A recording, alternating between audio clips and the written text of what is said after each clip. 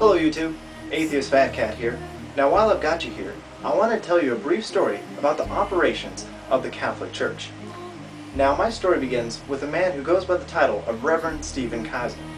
Now this man, Reverend Keisel, is ordained to the church in 1972, and 6 years later he pleads no contest with charges of tying up and molesting 2 young boys. For the crime of sexually molesting 2 innocent children, he receives 3 years probation. After the small speed bump in his life, he goes back to being a reverend in 82, where he can be put in a position to work directly with children, as Reverend Keisel often volunteered for. Bishop John Commutes writes a letter requesting the removal of Father Keisel from the church. He sends it to the Vatican department in charge of investigating miscreant priests. The letter reads, "It is my conviction that there would be no scandals if this petition were granted, and that as a matter of fact, given the nature of the case, there might be greater scandals to the community if Father Keisel were allowed to return to the active ministry." Now we'll have to wait a few years for a response, so I'll just take a minute to reflect on the story so far.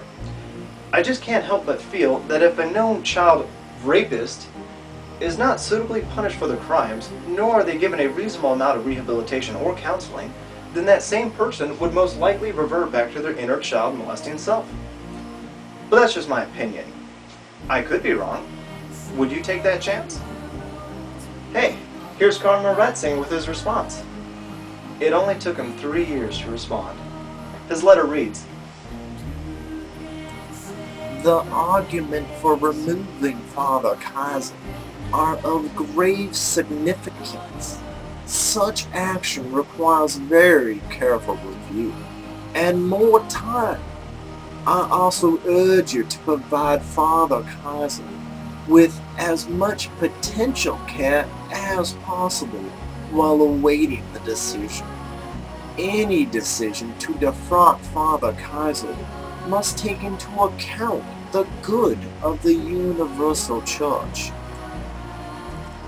So I guess that when Father Keisel was deciding on whether or not he was going to defrock a known child molester, his concerns were more about the image of the church and not so much about children being sexually assaulted by their priests.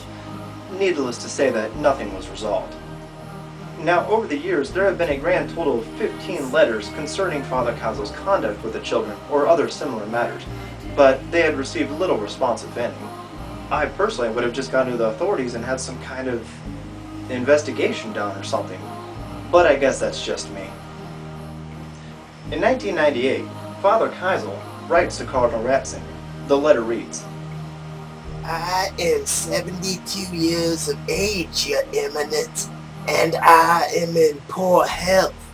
I simply want to live out the time that I have left in the dignity of my priesthood. I ask your kind assistance in this matter." Pushing on to 2004, where Father Keisel pleads no contest to sexually molesting a young girl 9 years earlier in his home. He received 6 years of state prison. This is the story of Father Keisel. But what about Cardinal Ratzinger? Well, nowadays he's Pope Benedict XVI. Isn't that great? This man is personally responsible for allowing a known child molesting monster to stay in the church, where he most likely continued to ravage the most innocent of our civilians and prolonged everything for the good of the universal church. Look, it should be no surprise to anyone that there are monsters in this world. Not giant green monsters hiding in the closet, but people. People who do monstrous things. People who would harm the most innocent of us for their own personal sick lust. These people should be no surprise to anyone. But the surprise to me is Pope Benedict XVI, the man who preaches morals to millions, the man who convinces so many of his followers that he personally talks to God.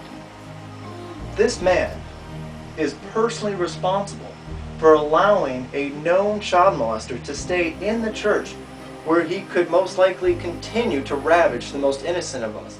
According to their religion, if Father Keisel was on his deathbed and he asked for forgiveness and he was truly sincere, then he would be forgiven for his sins, and then God would open up his arms and he would be welcomed into the kingdom of heaven, where he would live forever in paradise.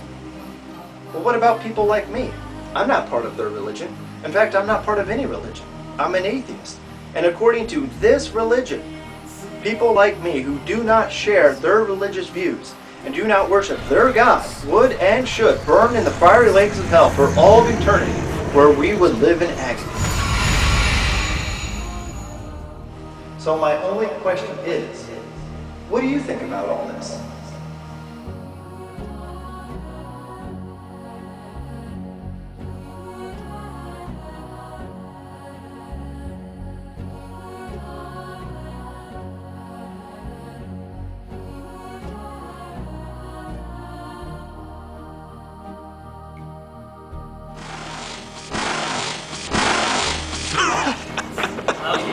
Got him. Damn. Look at this shit.